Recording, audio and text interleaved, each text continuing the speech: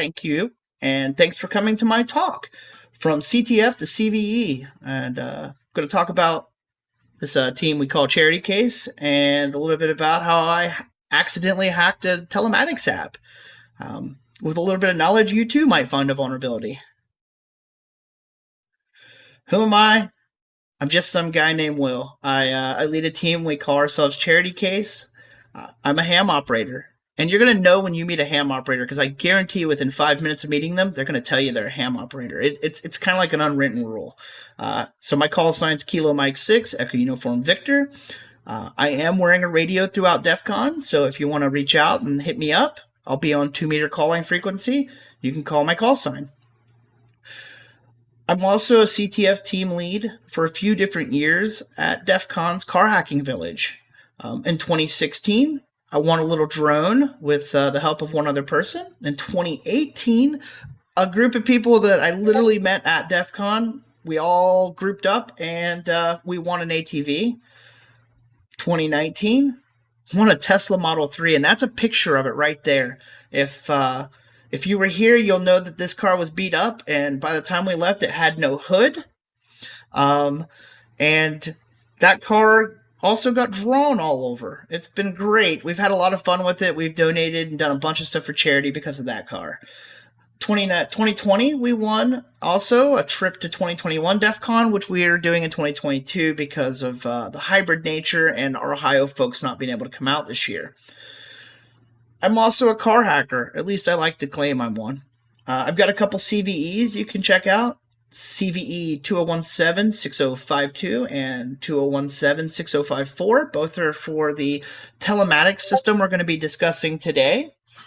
We're going to refer to them as a OEM for the rest of this talk. They did ask that I don't name their actual name. There's also ICSA 1711503, which this is a fun one for bar tricks and other stuff when people say something unique. Or if someone says, "Are you on a list because you're a hacker?" And I have to respond, I'm pretty sure I'm on a list, but not because I'm a hacker, but because there's a Homeland Security article that references one of my hacks.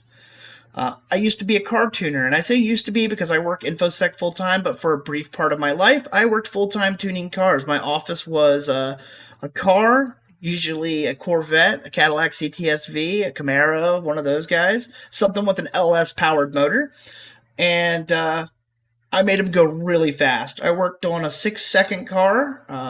I was the main log review guy for that car, and I did boost stuff. And then I had a bunch of other records I did all by myself, such as on the Camaro and the Trailblazer SS. And currently, I know I say I'm retired from tuning, but I still work on the world's fastest Kia Stinger. And we're running 11s in that right now, verified at the strip. One of the neat things about that car is it's being tuned in one of the more hacked methods. I personally hack everything in my life. Like, everything is a hack. I always like seeing how do I make something do what it's not supposed to do in a weird way. And when we tune that Kia, that's exactly what we do. We're using piggybacks, and we're lying to the sensors and shifting voltages to make the car think it's doing one thing when in reality it's doing another. Really fun stuff. The car tuning is what really gave me my first understanding of how CAN bus worked and OBD and what systems did inside the car. I'm also really big into self-driving stuff. I drive a Tesla, not the one you see in this picture, but a different Tesla.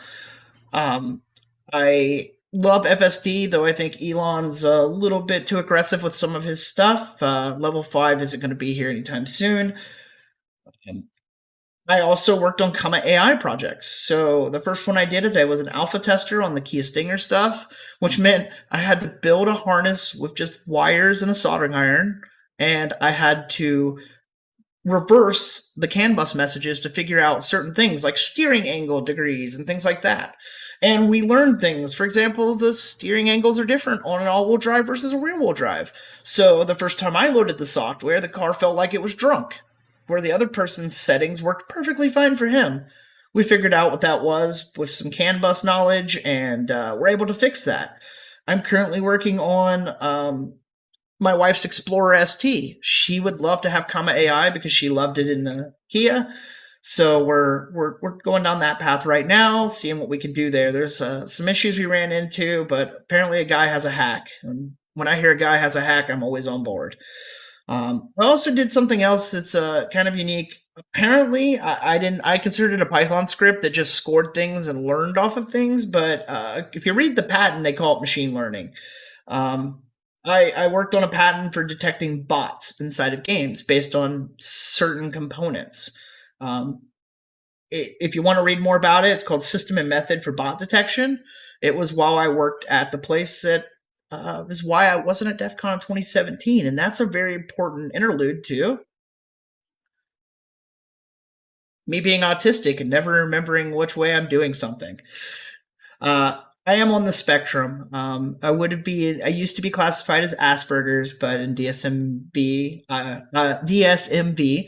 it's now autism spectrum disorder. And because I'm a high functioning person and have the savantness, I like to speak for those who can't, because I understand what the sensory overload is and how it feels and what it does to you. So if you want to help out, if you take a picture of that QR code right there, you get the opportunity to donate via GoFundMe, and it goes directly to Autism Speaks. I'm not taking anything from this. I'm doing it 100% for charity. So we got a word of warning. There's a reason I wasn't at DEF CON in 2017, and that's because I found a CVE. And that may not sound like it makes sense, but here's what happened for me, and why I have this word of warning. I spoke to my work. I told him what I was working on. I told him I thought I found a vulnerability that could be a CVE. And this is before I ever tried to engage the OEM. My work was super supportive. My boss and my boss's boss were like, yeah, awesome, fine, good bug. There was congratulations, and things were great. They had one requirement, and I stuck to the requirement, which was they did not want me to speak to the media. And I did not at all. Unfortunately, when you do find a bug like this, and it's so widely seen, and it has such a wide effect to things that people don't normally think about, or things that are easy to make sensational, it's going to get picked up by the news. My event was picked up by most of the major news articles, PC World, Tom's Hardware. It was super neat to see my name on those sites because these were all sites I've read for a long time. When that happened, the executives at the work were not happy at all. Very unhappy, to be honest. And they took actions against me because of this. One of the actions was a verbal dressing down, which I didn't enjoy. The next was they prevented me from going to DEF CON and told me if I did go, it would be bad for my career. They were sure, even though I told them that I wasn't going to, they were sure I was going to give a big talk at DEF CON and whatever. And I didn't even have, I hadn't even written a talk at this point. So they were just worried about nothing. Because of all this, when I got invited onto GMA, Good Morning America, I was not able to accept because I had agreed not to talk to the media. Even though they hadn't kept their side of the deal, I was keeping my side of the deal. So make sure, if you're going to do this, make sure your employee's okay with it. Get it in writing. I can't stress this enough. Before giving your talk, make sure the vendor's okay with it. Unless you don't care and you want to burn bridges, I personally don't want to burn bridges. I still have a great relation with my vendor. I still talk to them on a regular basis. I'm going to be meeting them for dinner, actually, here during DEF CON, I believe. The only reason their name isn't in here is because they asked me not to, and I kept to that, and that way we have a great relationship if I decide to do any more research on their cars in the future. Only hack your own cars and items. There's a caveat to this. You're at DEF CON. You're in the car hacking village. There's all kinds of things around here to hack that you have permission to hack. Do that. And responsibly disclose. So this isn't the don't try this at home warning. This is the cover your butt warning. Get it in writing. Make sure your vendor's okay, and hack your own things. It's inevitable when I tell somebody I run a car hacking team for charity. They're look at me crazy, cars can be hacked, and they point to some 90s car, and I look at it and go, yeah, cars can be hacked. Modern cars are basically a Alexa with wheels. They're IoT devices. They've got networks. Some of them are connected to the internet. I mean, they're every bit as a hackable device as your laptop. In some ways more. Um, the next question is always, why would you hack a car? What's the point? And this one's my favorite because to make it faster was always my response back in the day, because that's what I did when I was hacking on cars. I was pulling the ROMs out and modifying the ignition tables and fuel tables and optimizing them for the parts to get optimal performance. You can also do things like enable hidden features. On Dodges, for example, you can enable SRT pages on cars that are not SRTs. You can add features. Let's say you got a BMW. They call it coding. You could do something like add a radar cruise system, and then you just code the ECU for it, and it works. Pretty neat stuff. And last but not least is I like to hack things for the fun of it. I enjoy the chase. So I'm going to talk about the attack surface because I mentioned that attacking cars is actually easier than a laptop because the attack surface is insane, and some of them they never really thought about security on. So let's start with the OBD port. The OBD2 port is where you can do data logging, you can check codes. Depending on the manufacturer and setup, you can flash modules, you can send CAN bus messages. It depends on the layout of the car. Every manufacturer has a slightly different setup. You'll have to look into your specific manufacturer. You can tap into the CAN bus at different points in the car. For Comma AI, we tapped into the CAN bus at the camera that was up by the mirror on the OEM car. USB ports. Now, I'm going to pick on Mazda, or Mazda was genius. So either Mazda did this on purpose or they just sloppy.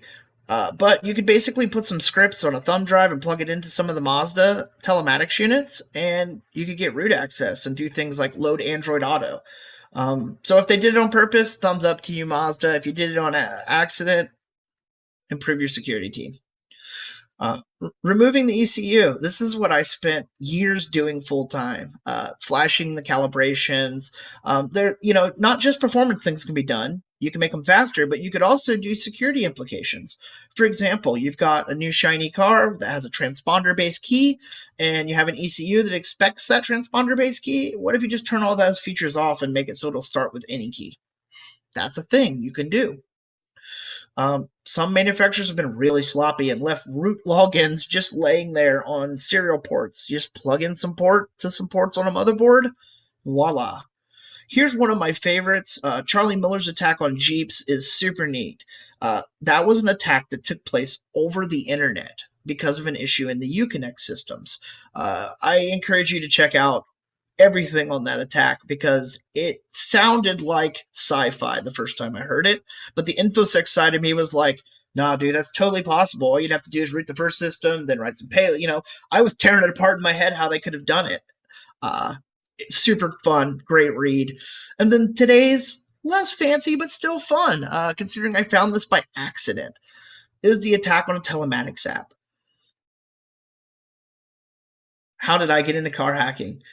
Well, it's DEF CON 2016. I'm walking around in the villages. I typically hung out in like the lockpicking village and the tamper village previously because those were always neat to me. And this year I noticed something new, the car hacking village. So I come in the car hacking village. I'm a car tuner by hobby. I'm an InfoSec engineer by trade. And after doing a couple questions, once you got a certain amount of points, you got a copy of the Car Hacker's Handbook during that DEF CON. And so I had a copy of the Car Hacker's Handbook. But still, what trends do I have? I knew from previous stuff that you need a team. And I've never competed at a level like this. I've only done CTFs for fun at this point. I've done them at the office, when we would hire a company to do it. But I had never done anything really hardcore yet. Still, I don't have a team. So I started hacking away, and there's super nice people that were encouraging me, and when I would get stuck, would give me hints or sometimes tell me like, go check this chapter in the book and things like that, and it really kept me engaged. But I still was by myself, and I noticed another gentleman who had similar tools to me laying out. I noticed a Tatrix cable and some things like that, and I'm like, this guy's a tuner. Well, I can talk tuner. So normally, autistic Will that doesn't know how to talk to anybody has the opportunity to now talk to people because it's about a topic that I'm obsessed with, cars. I started talking to this gentleman. Yep, he's a tuner. He's a CISO for a company. Um, he's definitely in it. So we decided to name ourselves Acid Fingers, and we just start plugging away for fun. And little did we realize until the last day that we were like in third place, and we had the opportunity to stay in third place. We actually were in second at one point, and we were close to first, and we just didn't make it. But either way, there was great people there. We had a great time, and we still won our first third place win, which was the encouragement to continue doing this. So if you are trying to learn more about car hacking, check out this book. I encourage you to buy it on the No Starch Press, but there is a free copy available on his site, I believe. So why do we do it for charity? Really, the truth is, have you ever tried to cut an ATV into 5 equal pieces? You don't get a functional anything at the end. And this is what happened to us in 2018. We won the ATV with this team that we built on the fly at DEF CON. We were not for charity that year. Well, I was, but other people were doing whatever they wanted.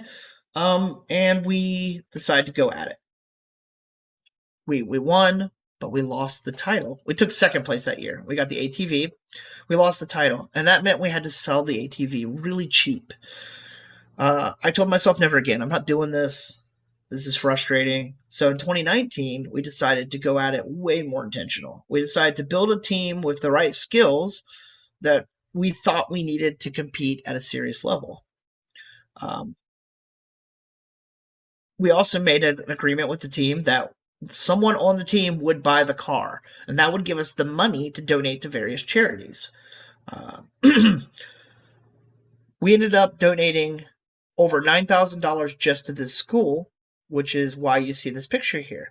We saved art. They were going to cancel art programs at this local elementary, and it does happen to be my daughter's elementary, but they were going to kill art for the whole school, and we figured it's a local area. Let's go at it. Let's do it.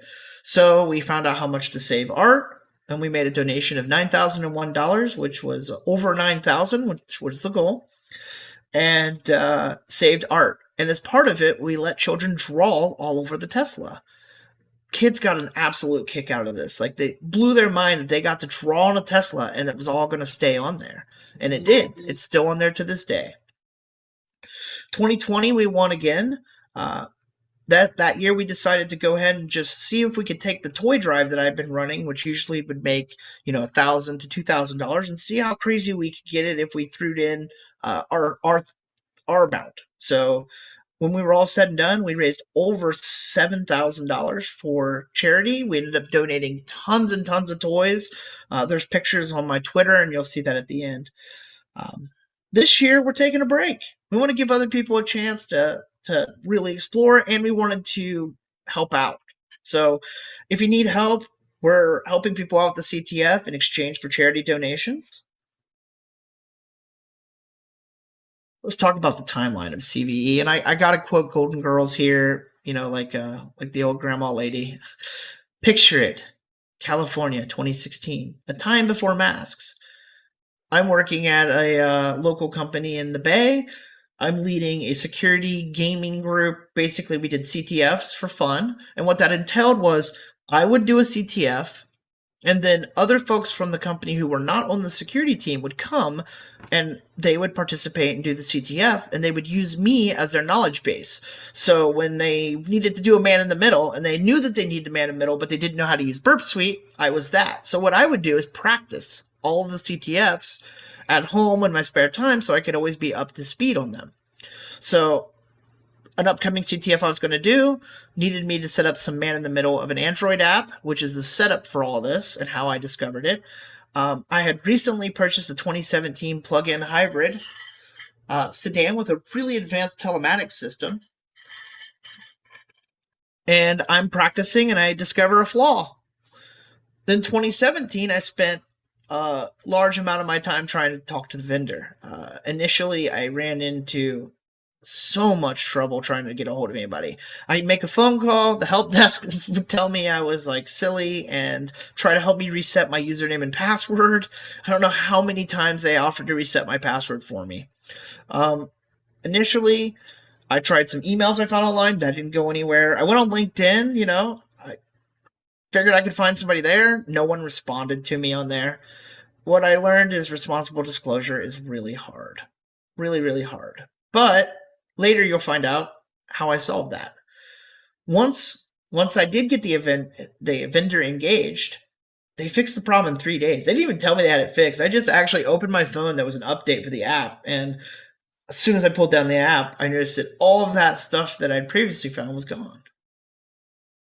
So what's the setup I was talking about? What led me to finding it? So I was doing man in the middle of an Android app. So what I would do is build a Linux virtual machine with a USB Wi-Fi adapter in host AP mode, which basically means that my Linux box was acting like an access point. Then I would set up some IP tables rules to route all of the common non-SSL web ports over to burpsuite. And I would set burpsuite up in non-intercept, and I can't remember if they call it passive mode, or basically it can blindly do proxying for you, and I had it set up like that. So I'm in the man in the middle here.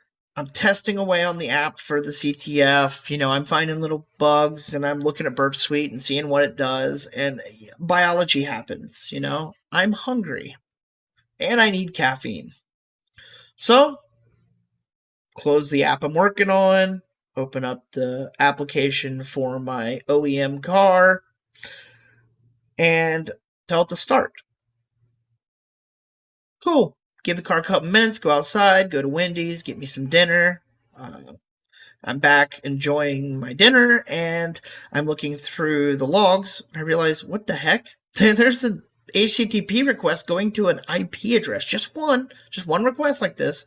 And every other request in burpsuite was DNS. So it stuck out like a sore thumb. Here's the request I seen. Pretty quickly, I was able to look at this, and obviously my OEM redacted was the OEM's name. The next thing I noticed was the 3.94 was the same version as the app on my phone.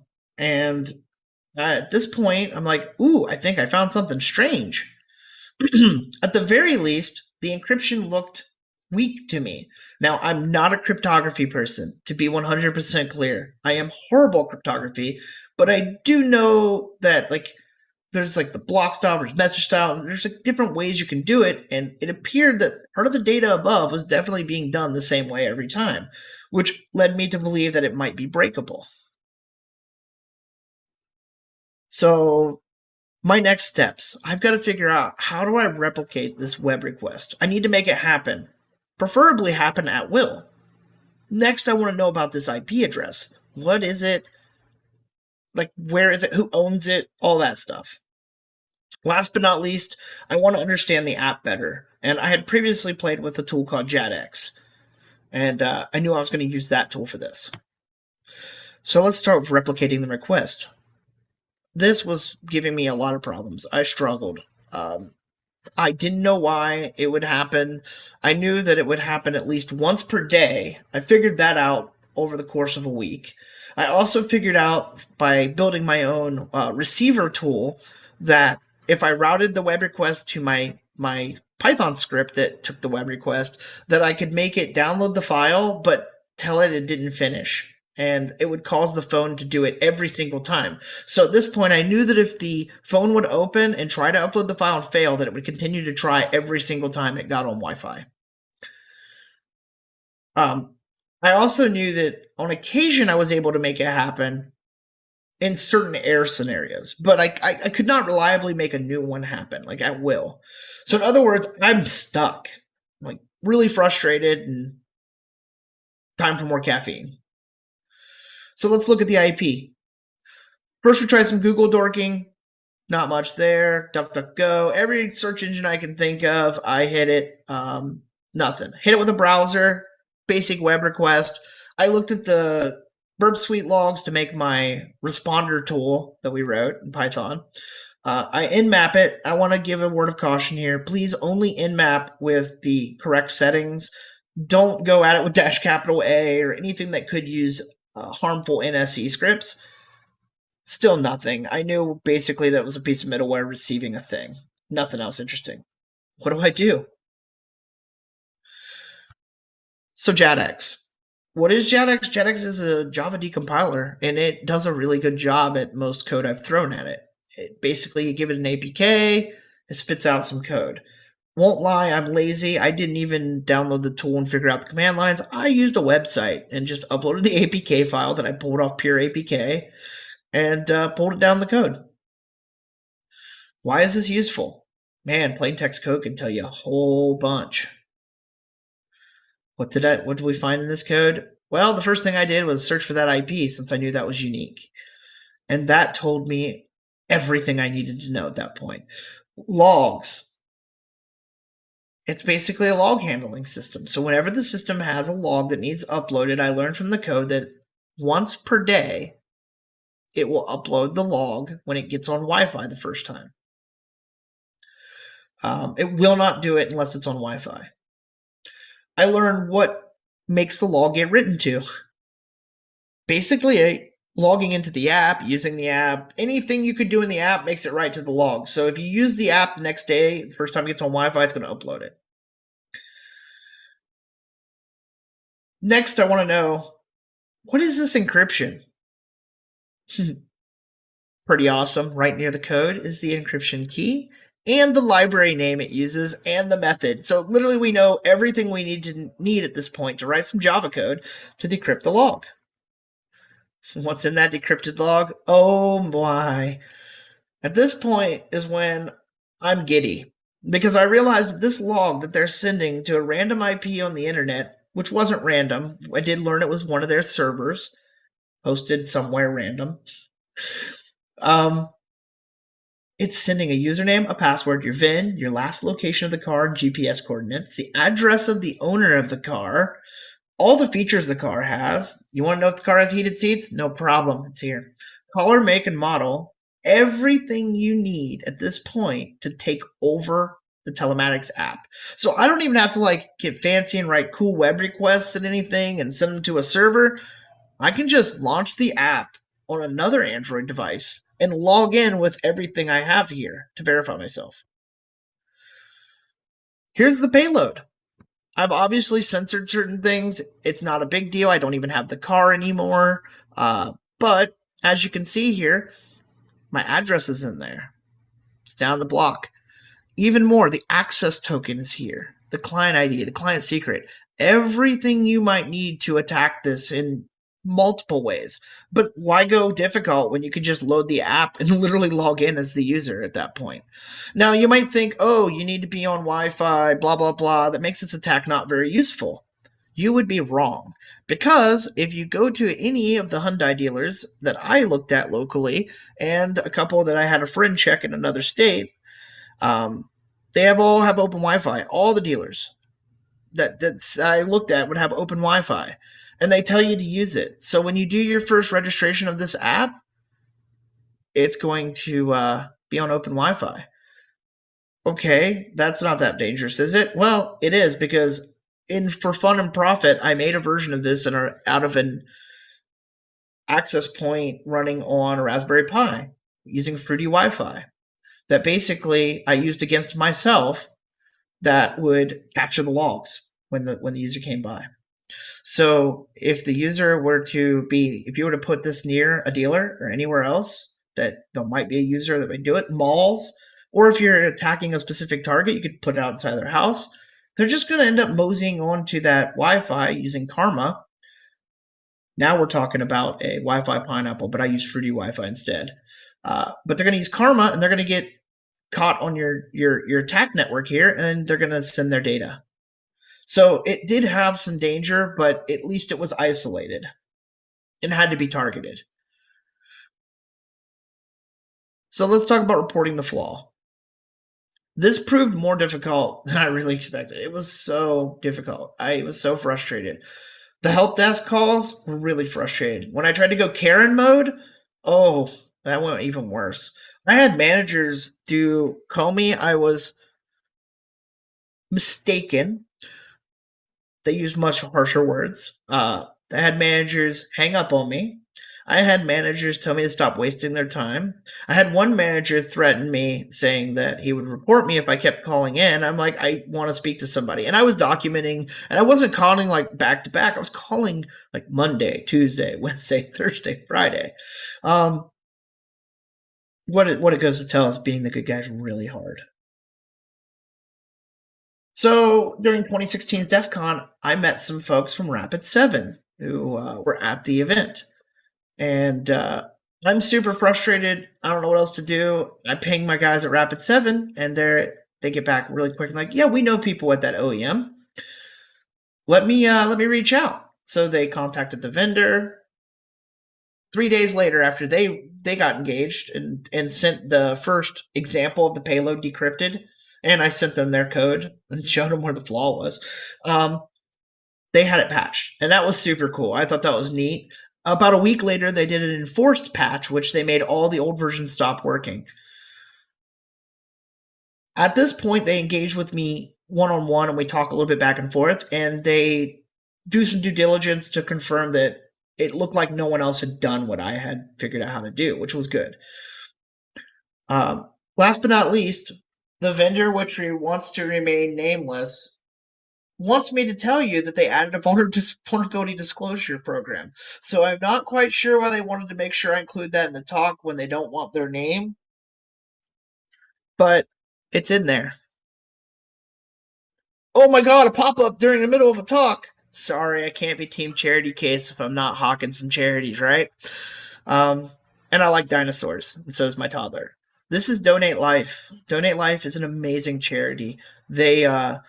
They help folks who are on like dialysis get kidneys and help with the funds or hearts, any organ and soft tissue. Donate Life is the group that's out there helping out. They're really a great cause.